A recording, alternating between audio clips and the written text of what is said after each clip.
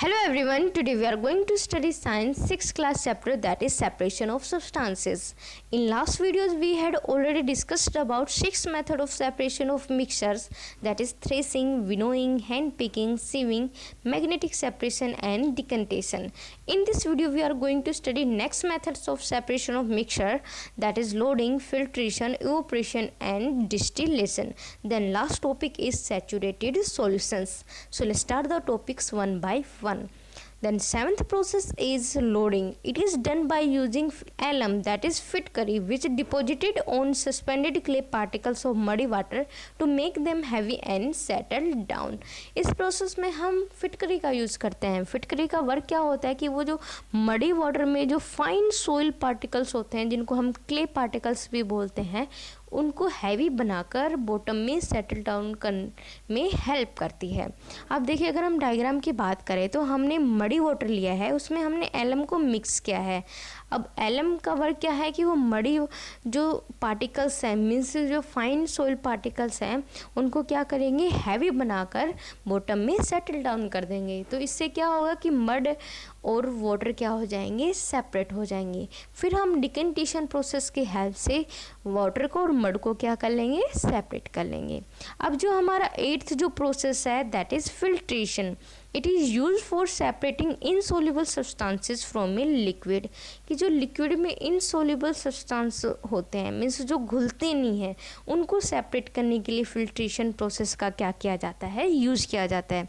अब हम filters use करते हैं, लाइक कॉटन क्लॉथ, कपड़ा जो होता है उसका भी यूज़ करते हैं, हम छलने का भी यूज़ करते हैं, और कुछ प्रोसेस ऐसी होती हैं जिसमें हम सैंड लेयर भी क्या करते हैं, यूज़ करते हैं. अब जैसे कि आप डायग्राम में देख रहे हैं कि हम चाय को छानते हैं.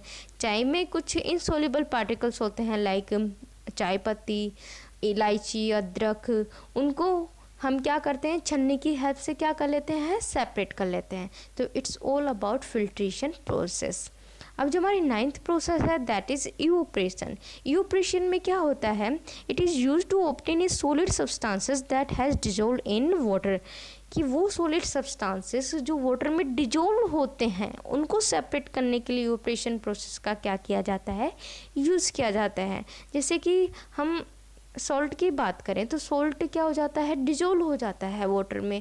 तो अगर हमें सॉल्ट और वाटर को अलग करना है तो हम क्या करेंगे, इवोपरेशन का यूज़ करेंगे. अब जो हमारा कॉमन साल्ट है, जो कि हम घर में यूज़ करते हैं, वो हमें सी वाटर से ऑब्टेन होता है.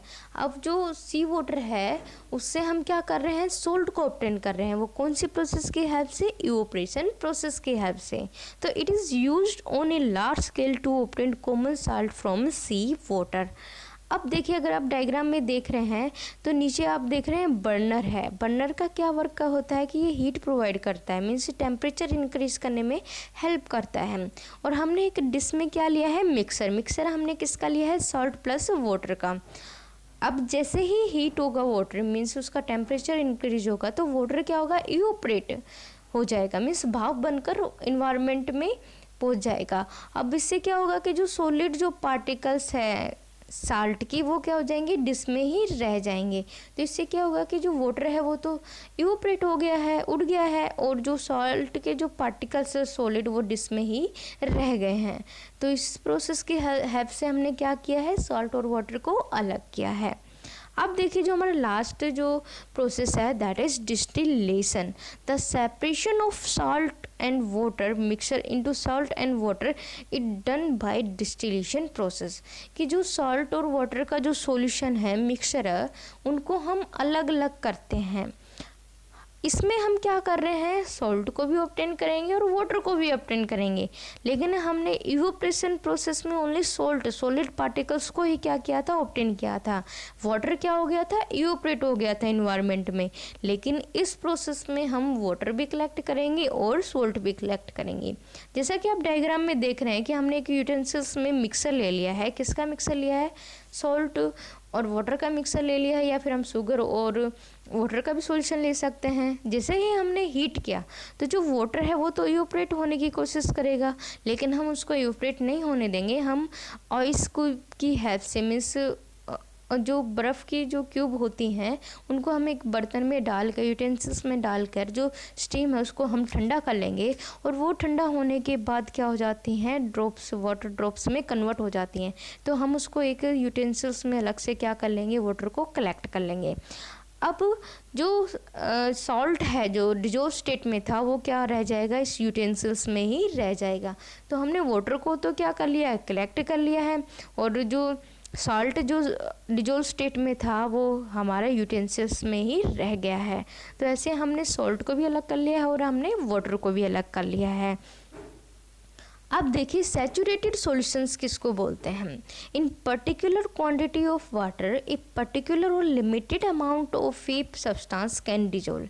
इसमें क्या बोला गया है कि कोई भी पर्टिकुलर अमाउंट ली है हमने वाटर की, लाइक 100 ग्राम ही ले लिया है हमने वाटर का, और उसमें हम पर्टिकुलर अमाउंट ही क्या कर सकते हैं, डिजोल्व कर सकते हैं। मीन्स कुछ लिमिटेड क्वांटिटी ही हम उस वाटर में क्या कर सकते हैं, डिजोल्व कर सकते हैं। अब सैचुरेटेड सॉल्यूशंस किसको बोलेंगे, a solution in which no more substance can be dissolve at that temperature is called saturated solutions. कि वो सॉल्यूशन जिसमें हम जितना अमाउंट घोलना था हमने घोल लिया है, लेकिन उससे ज़्यादा हम अमाउंट अगर लेंगे तो वो घुलेगा नहीं, मीन्स उसमें हम और सब्सटेंस को नहीं डिजोल्व कर सकते हैं, उसी को हमने क्या बोला है, सैचुरेटेड सॉल्यूशन बोला है। अब इसमें एक टेम्परेचर भी काफ़ी इम्पोर्टेंस रखता है कि हम एक पर्टिकुलर टेम्परेचर लेते हैं, हम इसमें रूम टेम्परेचर ही लेते हैं, दैट इज़ 20 डिग्री सेल्सियस। कि 20 डिग्री सेल्सियस टेम्परेचर पर 100 ग्राम वाटर में कितना अमाउंट मिक्स हो रहा है, और जितना अमाउंट मिक्स हो रहा है उससे ज़्यादा अमाउंट मिक्स नहीं हो पाए, उसी सॉल्यूशन को हमने क्या बोला है, सैचुरेटेड सॉल्यूशन बोला है। इसको हम एग्जांपल के साथ समझते हैं। अब देखिए हमने एक सॉल्यूशन लिया कि हमने वाटर में 100 ग्राम वाटर में हमने 36 ग्राम ऑफ साल्ट क्या लिया है, मिक्स किया है। अब जैसे ही हमने 36 ग्राम सॉल्ट 100 ग्राम वाटर में मिक्स किया तो वो मिक्स हो जाएगा।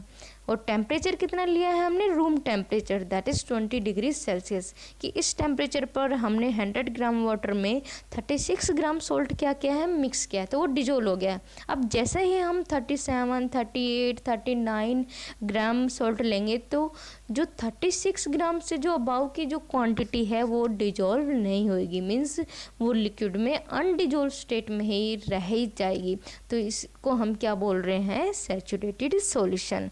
कि जितना अमाउंट घुल सकता था वो घुल गया और बाकी अमाउंट नहीं घुल सकता है उसमें, मीन्स एक लिमिटेड क्वांटिटी होती है जो कि क्या हो सकती है, घुल सकती है। अब देखिए then what the means of solubility. Solubility का हम हिंदी में घुलनशीलता भी बोलते हैं, कि कितना कोई सब्सटेंस घुल सकता है 100 ग्राम ऑफ वाटर में एट 20 डिग्री सेल्सियस टेम्परेचर।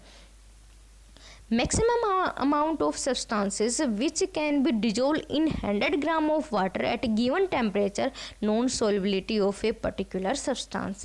कि वो ज़्यादा से ज़्यादा अमाउंट जो कि 100 ग्राम वाटर में घुल सकता है एट पर्टिकुलर टेम्परेचर पर, उसी को हमने उस सब्सटेंस की क्या बोला है, सोल्युबिलिटी। अब काफ़ी सारे सब्सटेंस होते हैं तो उन सब्सटेंस की अलग अलग सोल्युबिलिटी भी होती है। जैसा कि आप इस टेबल में देख रहे हैं कि हमने सब्सटेंसेस लिए हैं, उसमें हम और दूसरी साइड हमने सोल्युबिलिटी इन वाटर का हमने कितना अमाउंट लिया है, दैट इज़ 100 ग्राम, और हमने टेम्परेचर कितना ले रखा है, 20 डिग्री सेल्सियस टेम्परेचर। कि 20 डिग्री सेल्सियस टेम्परेचर पर 100 ग्राम ऑफ वाटर में कितनी अमाउंट कोई भी सब्सटेंस की क्या हो सकती है, घुल सकती है।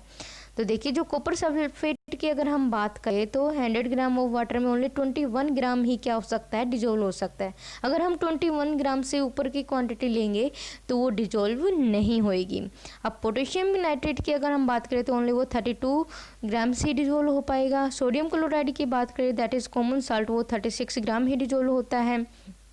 और अगर हम शुगर की बात करें तो वो 204 ग्राम ही क्या हो पाएगी, मिक्स हो पाएगी। इससे ज़्यादा अमाउंट हम अगर डिजोल्व करने की कोशिश करेंगे तो वो डिजोल्व नहीं होगी, वो अनडिजोल्व स्टेट में ही रह जाएगी।